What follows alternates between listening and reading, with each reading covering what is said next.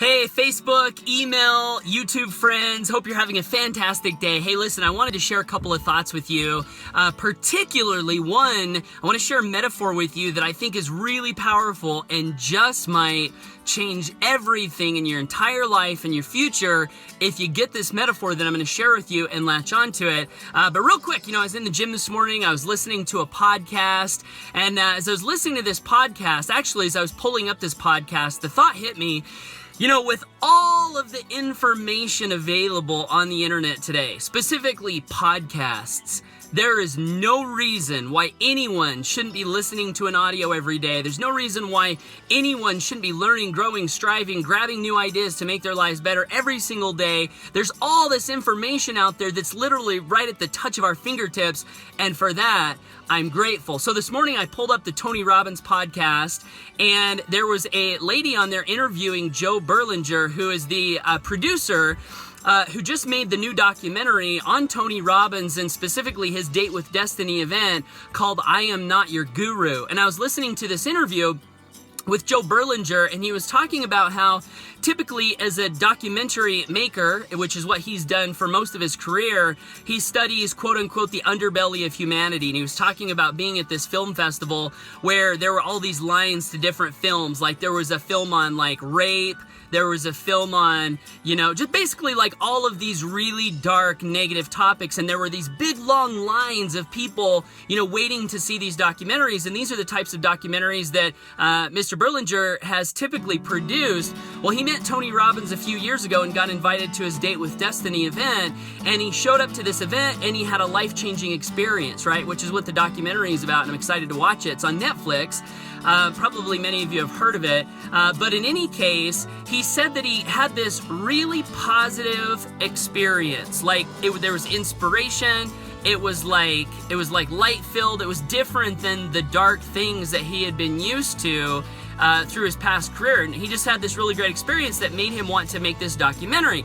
Well, I was listening to these words, and I was listening to Mr. Berlinger explain, this story of how he came to produce this film, and I was thinking about light and darkness. And I was thinking about, focusing on problems versus solutions, because that's one of the things that he said he liked to do is shine lights on problems, shine a light on like the negative, that so people were aware. And I was thinking about light versus darkness and some of the other philosophies that I've been exposed to. For instance, Wallace Wattles in his book, The Science of Getting Rich, talks about how focusing on a problem cannot bring about the solution. Like focusing on all of the ills and negatives in the world only tends to perpetuate the negatives and the ills, and it doesn't necessarily bring about solution. And so what he mentions is we want to focus on solutions.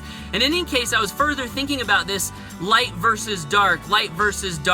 And I was thinking about how, having positive, uplifting information, being of a positive mental attitude, as W. Clement Stone and Napoleon Hill talk about, is really important. And I was also thinking about how one of the laws of success, as explained in The Law of Success by Napoleon Hill, is accurate thought. And how if you're going to be an accurate thinker, there are some problems, there are some negatives that we want to be aware of. I was thinking about all this, and then I was thinking about the metaphor of some of the things that we see in life, like light and darkness. During the day, it's light. During the night, it's dark. Most of the day, most of the light, when we're going through that experience, we're awake and paying attention. And when it's dark at night, if we're a typical person, we're exposed to the darkness for maybe a few hours, and then we close our eyes and we sleep all the way through the darkness. And then we wake up the next day where there's light, and that's where we spend most of our waking consciousness. And I asked myself, could this be a metaphor for how we're supposed to deal with problems and solutions, good and bad, up and down, positive versus negative? Could this be a metaphor? Could it possibly be that for most of our waking hours, we're supposed to be in the light. We're supposed to be getting inspiration. We're supposed to be focusing on solutions like we are when we live during the day. And then maybe for a few hours or proportionately, for a little bit of time, we want to notice the problems, see that they're there, right? And then shut our eyes to the rest of the negativity and all of the bad things that are happening. Go to sleep through that. and then wake up the next day focused on solutions to handle those few little bits of darkness that we were exposed to. And we spend most of our waking hours on solutions, moving forward, spreading the solution, right? Spreading the solution rather than focusing on the negative. And some of you might think this is kind of crazy, but if you ever have read the book, kind of crazy that I'm getting these messages from like nature, right? One last little thought, and I know we're going on kind of long, but I think this is really important stuff. There's a book that Thomas Paine wrote called Age of Reason, where he sort of, bashed, traditional religious thought and things like this. And I'm not saying that I agree with all of it, but there was one idea in there that really kind of spoke to me, and it basically was this. He said, if God or creator or infinite intelligence was going to have a set of scriptures and speak to mankind, wouldn't it make sense that those scriptures or those messages would be written in a form where every single human being, every single son or daughter had access to them? Namely, speaking of nature. This is what Thomas Paine says in The Age of Reason. And for me, that resonates on a certain level. To think that there could be messages scattered throughout reality, scattered throughout, nature. What do we have to learn from trees? I had a big long conversation about this with a friend, Mahara Tucker, the other day on the phone. We were talking about trees and light and dark and like all of these things that are right in front of us that we have the opportunity to learn from. So maybe there's something there. I can tell you this from my experience, making the decision to focus on positive, uplifting light and minimizing my exposure to dark, negative things has probably been one of the most, if not the most transformative things I've ever done in my entire life, and it was a decision. And one last little thought. Isn't it true that it's during the day when the light is shining down on plants, trees, flowers, grass, all living things, human beings? Isn't it true that the light that comes from the sun is one of the major factors in causing things to grow? And in winter or times of night when the light is absent, those are the times where, the living things aren't necessarily in growth mode, speaking of like plants and trees.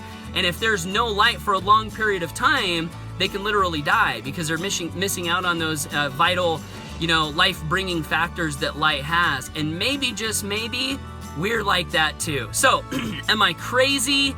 Let me know your thoughts down below. Let me know if this metaphor or these thoughts have helped you. And let me know what you're learning. What are you listening to? What are you reading? What's inspiring you today? Comment down below. Let me know what's going on in your world. Share this video if you think there are people in your circle that could get value from it. I love you. I believe in you. I know you've got beautiful things waiting for you in your future. Thanks for following my content, and we'll see you on the next email, YouTube video, or Facebook post. Take care, and bye for now.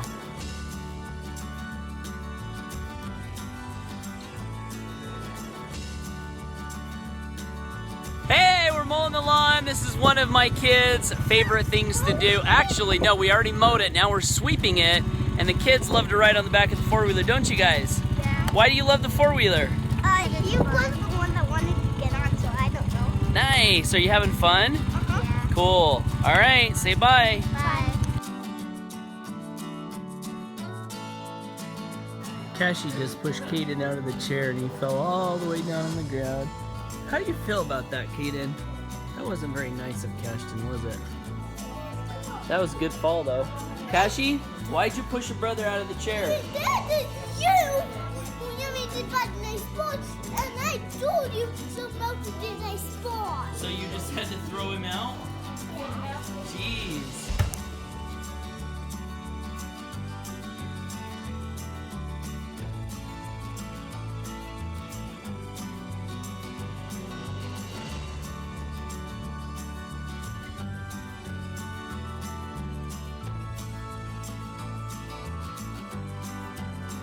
Here we are at Shana's birthday party, and we're all eating some kind of cake that Mom made.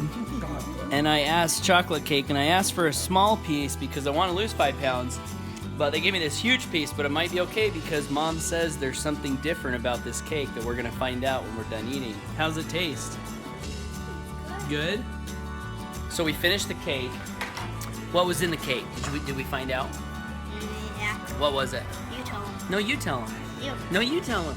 I need a guest speaker on my video. You. What was it? Dog. It wasn't dog food. I told them it was dog food, and they believed me for a minute. No, I didn't. I didn't. Beets. We had beets in chocolate cake. Did you like it? Did you like it? I didn't have it. You didn't have it? No. Did you eat yours, Kayden? Camden didn't eat his. Kashi didn't eat his. So it was an ingenious idea, really, to try to, shove a vegetable in a chocolate cake and make a kid eat it. It just didn't work for very many kids. But I thought it was actually not too bad. Caught the little guys out here rock climbing. Kyson, what were you doing? They said they wanted to go rock climbing up this rock wall here in the entrance of Mom and Bob's house. Dare cuddle me! What are you doing? Say hi, you're on video. Stop. Tell my friends what you're doing to me. I'm not going to tell you. Okay. You don't stop the video. Hey, you don't know how to stop the video. Hey, stop it. Hey! Oh no, did you do it? Yeah. No, it's still going. No, I couldn't tickle you. They're gonna see you laughing forever. You said this side was better? No!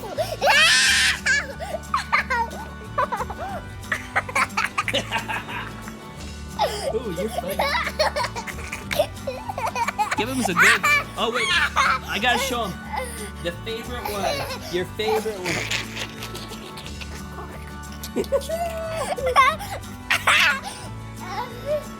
You giving hugs?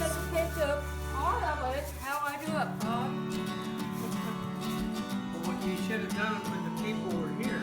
You should have done it with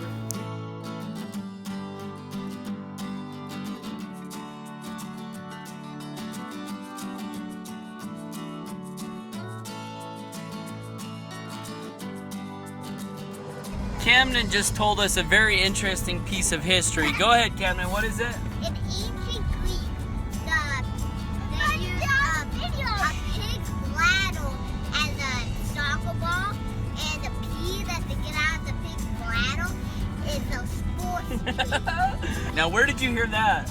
Kayden. I never said that. Is Kayden your history teacher? You might not want to believe everything Kayden tells you, Camden. Just so let's, I didn't say that. It's kind of hard to explain. Who was Francis Kashton? The guy who was the sauce in the banana. Okay, and what did you learn that's interesting about him? Well, he was actually, when he rode the Star Spangled Banner, he was a prisoner on one of the England ships, and they wouldn't let him go until the battle was over. So he was a prisoner on one of the England ships. Really? I didn't know that. So they took him out of America and put him on an English ship? and Well, took him prisoners? he had this friend that was held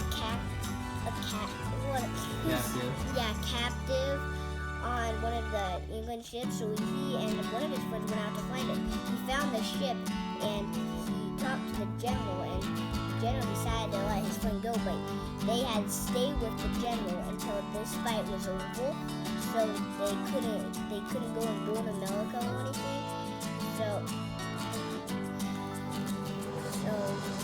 when the morning came and they still saw the flag, he wrote his thoughts and as a poem, and then later it was set to music. Wow.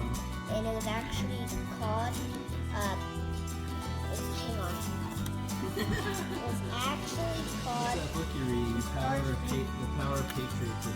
no, before it was called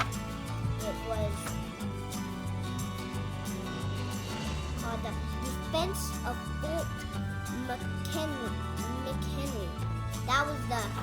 This was Fort McHenry that they were fighting, so that's what it was called. The title was later changed to the Star Spangled Banner. In 1941, it became the official national anthem of the United States of America. In 1931? Yeah, 1941. Wow, nice job. That was great. Good job, Kayden. So what you got there, Kayden? The rock. Pretty. Where'd you find it?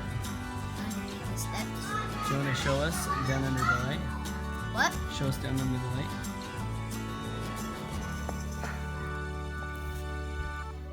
Turn it over. That is one cool rock. And you just found that underneath the steps, huh? Nice. Do you like rocks? What do you like about them? They're interesting. They're interesting? How? Well, they're cool and it makes you wonder, like how they are made. Yep. Very cool. Who is that? Ghost Oh no. that walked at Oh night. no!